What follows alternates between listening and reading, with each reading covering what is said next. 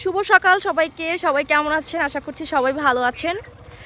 আমরা যারা গ্রামে থাকি শীতের সকালগুলো যে এত সুন্দর। আর দেখেন এখানে হচ্ছে খেজুর গাছে একদম মানে প্রতিদিন হচ্ছে সকালবেলা এসে রস নিয়ে যায়।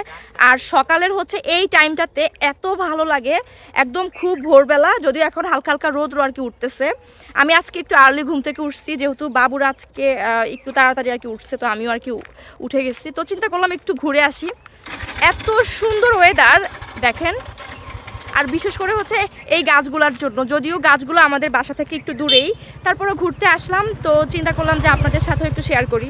বাসায় এসে দেখতেছি বড় মিয়া, ছোট মিয়া আর আমার আব্বু একদম বাসার নিচে রান্নাঘরে, আম্মু যেখানে রান্না করে ওখানে পাটিতে বসে তারপর নাস্তা করতেছে। এই প্রথমবার আমার আব্বুকে দেখলাম নিচে বসে খাবার খাচ্ছে। নাতি বা নাতনি আসলে মানুষকে অনেক চেঞ্জ করে দেয়, সেটা আমার আব্বুকে দেখলেই বোঝা যায়। বাসার পেছনে এই খালি জায়গাটাতে প্রায় প্রতিদিনই ছাগল আসে, আর এগুলোর সাথে বড় মিয়া ছোট মিয়া মন মতো খেলা করে। আমি মানা করি না, মাটির মানুষ একটু মাটির সাথে মিলেমিশে থাকুক, তাহলে হয়তো কিছু একটা শিখতে পারবে। বাসার সামনে এই জায়গাটা প্রতিদিন এত এত পাতা পড়ে যে দুই একদিন পর পর ঝাড়ু দেওয়াই লাগে। এখানে আম্মু সকালবেলা মাটির চুলাগুলো সুন্দর করে লেপে নিল, তাহলে হয় কি রান্নার সময় একটু ভালো লাগে বা দেখতে সুন্দর লাগে, এই আর কি। এটা আম্মু সব সময় করে। আর বাসায় প্রতি সপ্তাহে 2বার বা 1বার করে হচ্ছে আটার রুটি বানায়, যেহেতু আব্বু আম্মু আটার রুটি খায়। আব্বু আম্মুর কথা কি বলবো, আমি নিজেই তো অর্ধেকটা খেয়ে ফেলি। আমার এত পছন্দ আটার রুটি যে কি বলবো, একটু মিষ্টি মিষ্টি লাগে, ওই জন্য আরও বেশি ভালো লাগে।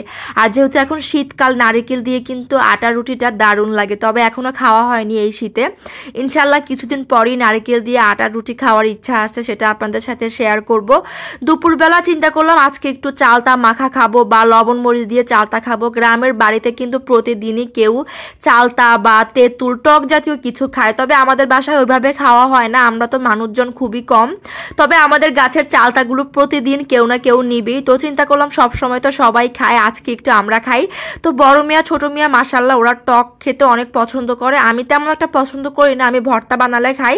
তো ওরা হচ্ছে এরকম কাঁচা কাঁচা লবণ মরিচ দিয়ে খাচ্ছিল, আমার কাছে দেখে ভালোই লাগতেছিল, যদিও ওদেরকে মরিচ দেওয়া হয়নি, একদম হালকা একটু চিনি আর একটু লবণ দিয়ে ওরা চালতা খাচ্ছিল। গতকাল রাতেই এই সবজিগুলো আব্বু নিয়ে এসেছিল, এগুলো ফ্রিজে ছিল, তো এখন চিন্তা করলাম এগুলো ভাগে ভাগে ভিন্ন ভিন্ন করে তারপর রেখে দিব।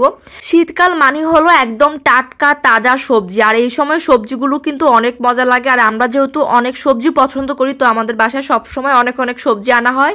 এখানে ধনিয়া পাতা, ফুলকপি, শিম, শসা, পেঁপে এগুলো আনা হয়েছে। ধনিয়া পাতা ছাড়া যেন শীতকালে কোনো তরকারি রান্না করা যায় না, তবে সারা বছর কিন্তু এমনিতেই ভালোই লাগে, তবে শীতকাল আসলে ধনিয়া পাতা ছাড়া একদমই চলে না। আল্লাহ হাফিজ, থ্যাংকস ফর ওয়াচিং।